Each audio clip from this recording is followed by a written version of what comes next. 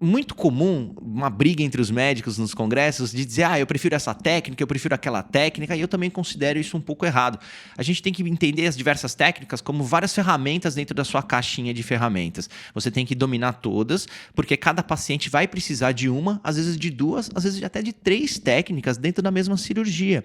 E você está habilitado ou acostumado a fazer um tipo de técnica, certamente, ou você está tratando de mais alguns pacientes que não precisam disso tudo, ou de menos.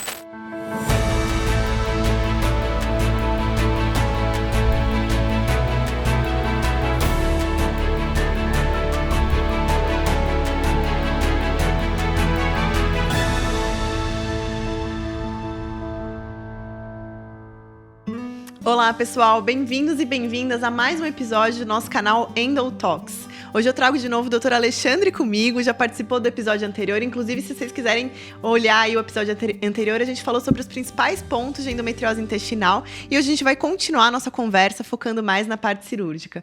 Meu nome é Juliana Esperandi, sou médica, ginecologista, especialista em cirurgias minimamente invasivas e trabalho com endometriose. Dr. Alexandre, bem-vindo novamente. Conta um pouquinho quem é você hoje. Obrigado de novo pelo convite, Ju. Eu sou Alexandre Bertoncini, sou cirurgião do aparelho digestivo e coloproctologista, especializado em endometriose e cirurgia minimamente invasiva, por laparoscopia ou cirurgia robótica. Obrigado por me receber de novo. Muito obrigada por estar aqui novamente. Pessoal, então, no episódio anterior, a gente passou pelos principais pontos sobre endometriose intestinal e o último ponto foi justamente quando a gente opera endometriose no intestino. Se vocês quiserem ver mais um pouquinho sobre isso, vai lá no episódio anterior. E hoje a gente vai falar sobre quais são as principais abordagens cirúrgicas para endometriose intestinal a partir do momento que a cirurgia foi indicada. Doutor Alexandre, então, conta um pouquinho para a gente quais são as 3 principais formas de abordar a endometriose do intestino, quando a gente escolhe cada uma dessas abordagens cirúrgicas. Perfeito. Na verdade, são 3 principais tipos de cirurgia que a gente pode lançar a mão. Existem algumas outras, essas outras eu costumo sempre deixar um pouquinho de lado quando eu converso com os pacientes, mesmo nas aulas, nos congressos, porque a gente ainda não tem evidências científicas robustas, né, fortes o suficiente para a gente fazer essas técnicas, essas variações das técnicas tradicionais de uma forma ainda respaldada de resultados seguros. Então, as 3 formas mais comuns que nós temos é o shaving, que é de uma palavra em inglês que basicamente é raspagem, pessoal, entende? A shaving como raspagem. A ressecção discoide, que tem um nome estranho também, mas é que eu vou explicar para vocês, é como a gente tirasse um disco do intestino, fizesse como se fosse um pequeno orifício na parede do intestino, removendo a lesão com uma margem de segurança ao redor, e temos o que a gente chama de ressecções segmentares, para as lesões maiores, quando eu realmente preciso remover um pedaço do intestino. A gente precisa lembrar que endometriose não é câncer, e por não ser câncer, eu não preciso fazer grandes remoções de intestino, eu só preciso tirar a lesão dali. Mesmo se houvesse uma margem com uma outra célula, a gente sabe que isso não aumenta a chance da endometriose voltar no intestino, pelo menos é isso que os trabalhos mostram pra gente. Então eu tenho que remover aquele foco principal, de preferência sem deixar nenhuma lesão que seja visível a olho nu, né? Então, muito comum uma briga entre os médicos nos congressos de dizer, eu prefiro essa técnica, eu prefiro aquela técnica, e eu também considero isso um pouco errado. A gente tem que entender as diversas técnicas como várias ferramentas dentro da sua caixinha de ferramentas. Você tem que dominar todas, porque cada paciente vai precisar de uma, às vezes de duas, às vezes até de 3 técnicas dentro da mesma cirurgia. E você está habilitado ou acostumado a fazer um tipo de técnica, certamente, ou você está tratando de mais alguns pacientes que não precisam disso tudo, ou de menos. E uma briga muito grande que ficou principalmente na literatura dos ginecologistas era, cara, faça o mínimo possível, eu quero a minha paciente com menos risco, eu quero ela ficando menos tempo no hospital, eu quero mandar ela logo para casa. E esse é um medo natural que as próprias pacientes têm, porque a gente pensa, vou tirar um pedaço do intestino, é pior do que fazer só uma raspagem. E, inclusive, isso foi uma das coisas que motivou até a minha própria tese de doutorado, mostrar para os colegas ginecologistas que a gente mudar o tipo de ressecção, então se raspagem, disco ou ressecção segmentar, não vai impactar negativamente na paciente nem no curto prazo, ou seja, no período inicial da recuperação da cirurgia, nem a longo prazo, no período mais de absorção de nutrientes ou sequelas que essa paciente pode ter. E o interessante é que por quase 10, 12 anos a literatura não conseguia falar isso. Ela falava, não, façam mesmo só raspagens, isso é menos arriscado. E eram estudos eminentemente conduzidos por equipes de ginecologistas. Conforme foi passando o tempo, a gente foi se acostumando com a doença, principalmente dos anos 2000 para cá, nós conseguimos comprovar com diversos trabalhos que tanto faz para você, paciente que vai passar por uma cirurgia intestinal, se eu tiver que tirar um disco ou se eu tiver que tirar um segmento do intestino. Tanto faz por quê? Porque o risco de complicações que são extremamente baixos é o mesmo, independente da ferramenta que eu vou utilizar. E esse risco ele é extremamente baixo porque vocês são boas pacientes. Vocês são pacientes jovens, são pacientes bem nutridas, são pacientes que ainda, por conta da idade, não têm outras doenças geralmente associadas que aumentam o risco de qualquer cirurgia, como, por exemplo, um diabetes de difícil controle, pressão alta. Não são cânceres que diminuem também a nutrição e a chance de cicatrização dessas pacientes, não passaram por quimioterapia, radioterapia. Então, às vezes você joga lá no Google chance de complicação numa ressecção do intestino, você vai receber uma série de resultados que são de câncer e não da paciente com endometriose. Então, essas são as 3 principais técnicas que a gente pode utilizar. Perfeito.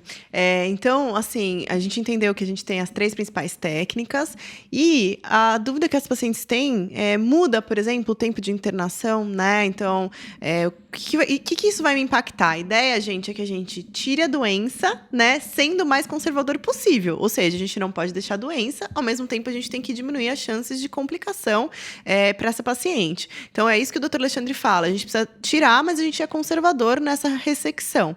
Mas a gente precisa realmente tirar a doença. Então, quando a paciente faz um shaving, né, uma raspagem, a paciente fica normalmente internada por conta da parte intestinal um dia, 24 horas, e o que determina alto é o estado geral daquela paciente, como ela se comportou durante a noite, enfim, e não necessariamente evolução da ressecção intestinal. Quando faz a ressecção, por exemplo, segmentar, né, tira uma parte do intestino, essa paciente pode precisar ficar alguns dias mais internada, justamente porque a dieta muda, né, isso que eu queria que você comentasse um pouquinho. O que muda de uma abordagem mais superficial, retirada por shaving, por raspagem, versus uma abordagem que precisa ser retirado um segmento ali. Só, gente, um ponto antes é que a gente vai fazer uma raspagem superficial quando a doença está mais superficial. A retirada de um segmento, é claro, quando a doença está invadindo as camadas mais profundas que não dá para poupar o intestino.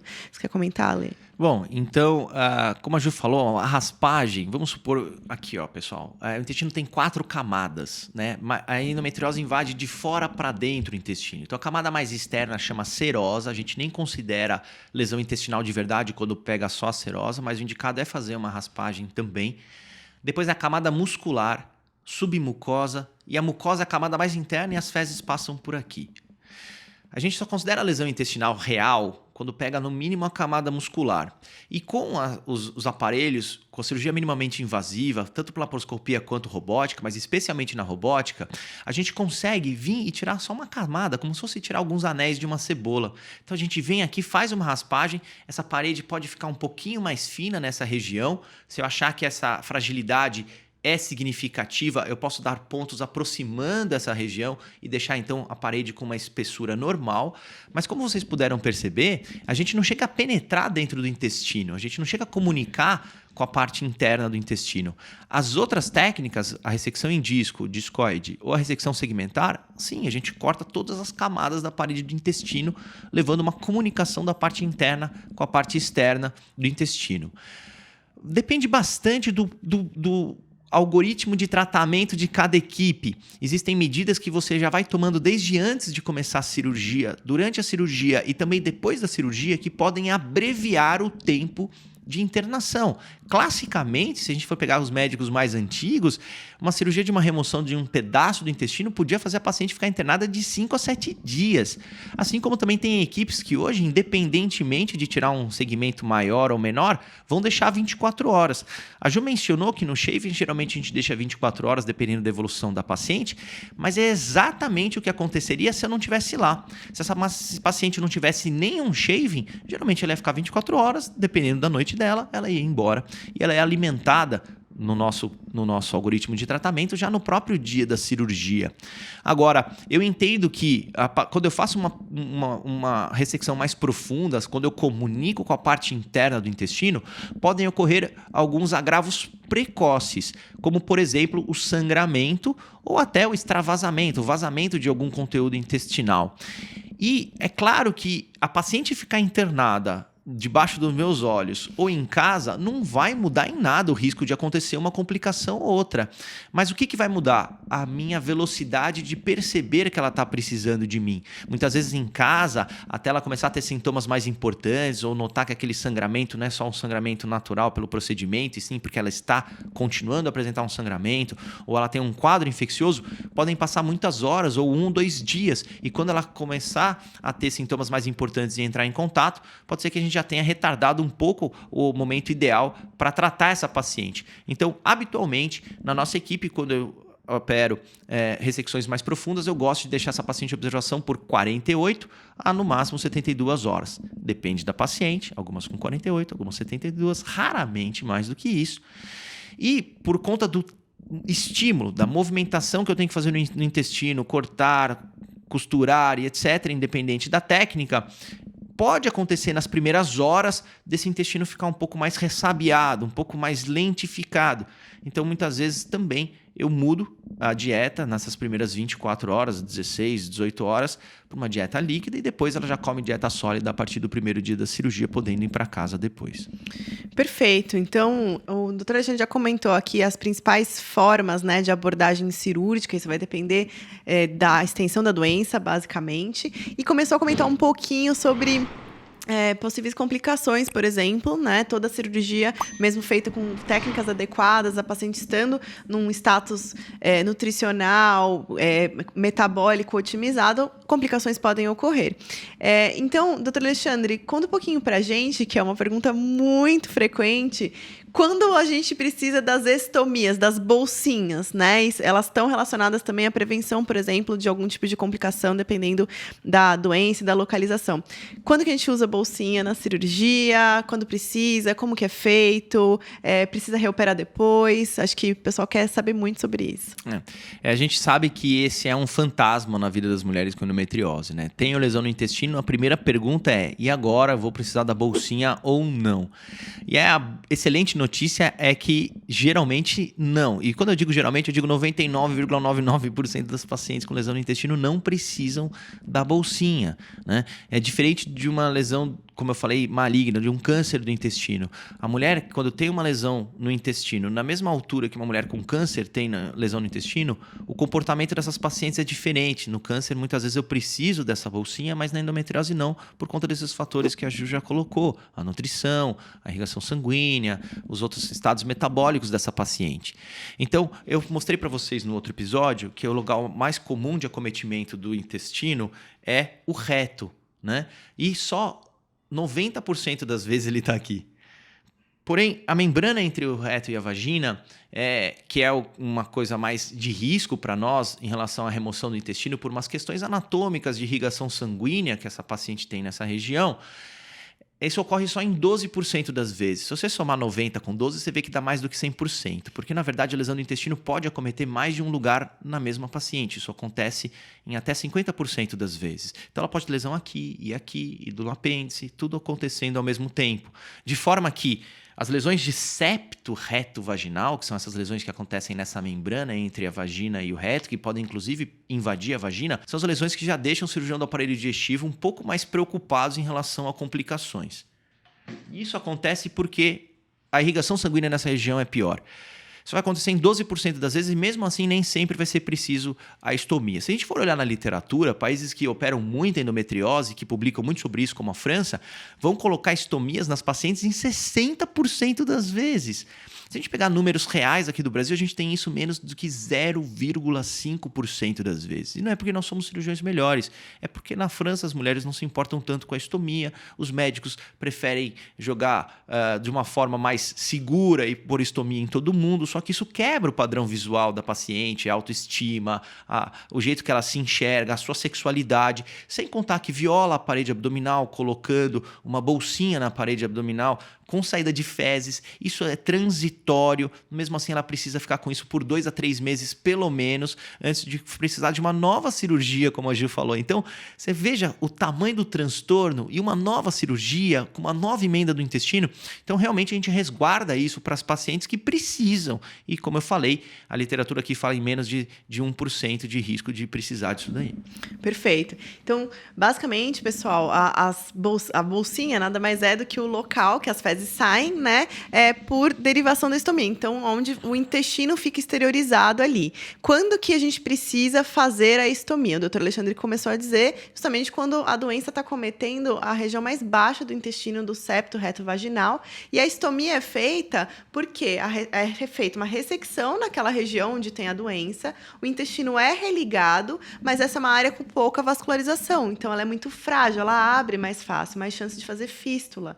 Então, os cirurgiões optam por derivar uma parte do intestino mais alta, deixar essa emenda cicatrizar e depois que essa emenda cicatrizar, essa área mais alta é religada e é refeito o trânsito intestinal. Não é isso, Ale? O paralelo que eu faço imagina que você tem uma estrada e nessa estrada tem uma ponte. Só que essa ponte, de repente, desabou. Por algum motivo, ela desmoronou. Você vai construir uma ponte nova para os carros conseguirem passar por ali. Enquanto você está esperando aquele concreto secar, enquanto você está esperando aquela ponte ser segura para a passagem, a gente faz um desvio para que as fezes, então, no caso, saiam antes de chegar nessa região de fragilidade. Então, as fezes vão sair por ali, não vão passar por essa área de fragilidade e, com isso, vão evitar que elas vazem, que elas saiam para fora do intestino. É importante dizer que a bolsinha não evita o vazamento. Não faz. Você ter uma bolsinha não diminui o risco de você ter uma fístula, que é quando não gruda direito essa emenda do intestino, como a Ju falou, por problemas de irrigação sanguínea. Mas evita que caiam os carros pela essa ponte, ou seja, evita que as fezes saiam por esse defeito. Isso diminui o risco de uma complicação potencialmente bastante severa, que é uma infecção da pelve com fezes, né? Então, é fácil imaginar que fezes caindo dentro da barriga é um quadro potencialmente muito grave. Então, a bolsinha seria para esperar essa ponte consolidar, essa emenda cicatrizar de forma adequada. A gente tem alguns exames, e o toque do ânus e os exames de imagem que mostram para a gente que provavelmente essa região cicatrizou adequadamente. Aí sim, eu posso tirar esse desvio e deixar os carros passarem novamente pelo caminho normal. Perfeito, é uma analogia perfeita essa. Acho que ficou bem clara. E a gente passou, então, pelos 2 principais pontos que ficaram para esse nosso episódio de hoje sobre endometriose intestinal, que seria a parte cirúrgica. Eu espero que vocês tenham gostado. Aproveitem e se inscrevam aqui no nosso canal, comentem, falem que vocês querem ver sobre esse ponto específico para a gente conseguir produzir novos conteúdos. Doutor Alexandre, muito obrigada pela presença. Obrigado mais uma vez pelo convite, eu estou à disposição. Um beijo, gente. A gente se vê na próxima.